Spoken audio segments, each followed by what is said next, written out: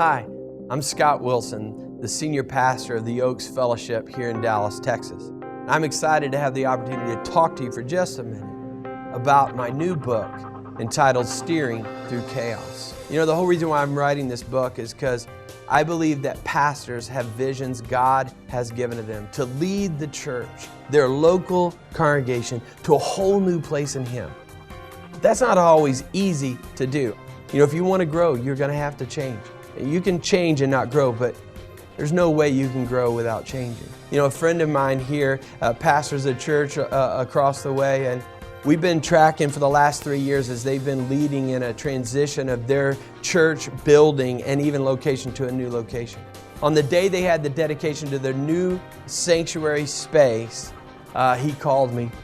But he didn't call me from the church. He called me from his hospital bed where he had just suffered a heart attack.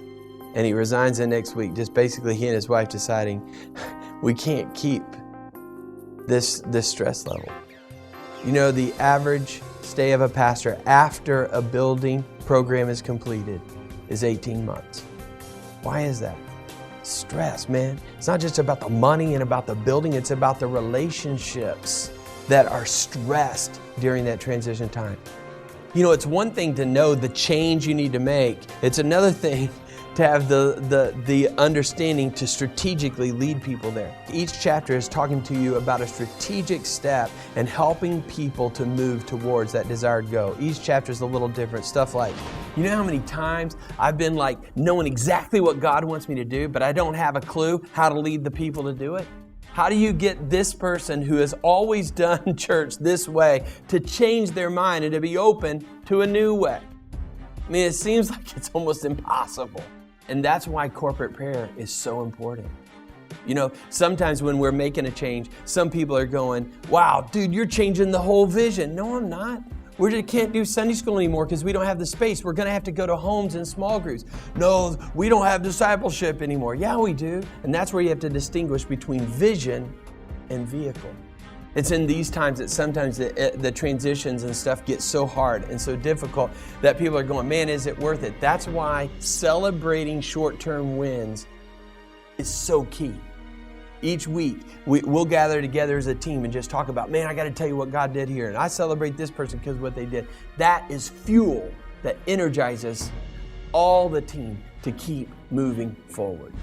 You got to fix the problems. You can't just keep things going on like the water fountain isn't working and it's week after week after week. Man, you got to fix the thing. You know why? Because people know you got problems. I got problems, you got problems, everybody's got problems. But what people want to know is that you know you got the problems and that you're going to do something about it. Now, if you got a loan you can't pay off immediately, at least they want to know you can make the payments. We were getting into a new building. We needed 500 new volunteers. And so what do? We leverage. Hey, we're getting a new building. We're going to double in size. We're going to grow. We got to have new volunteers. So each week we had people sign up. I mean, you got to seize those opportunities. You got to handle the problems that are happening with people. Do not ignore relational tension. That's what I call DIRT. D-I-R-T. Don't ignore relational tension. Psalm 23 says that when you go through the valley of the shadow of death, you don't have to fear evil because He's with you. And then He says, like a shepherd, His rod and staff comfort the sheep. You know, the rod beats off the wild wolves that are coming against you, and the staff just reaches out and touches the sheep to say, I'm here, I'm here. You know what people in the church need during transition? They need the touch of the shepherd so they can know it's okay. See, these are all strategies of how I talk in the book to help people make transitions.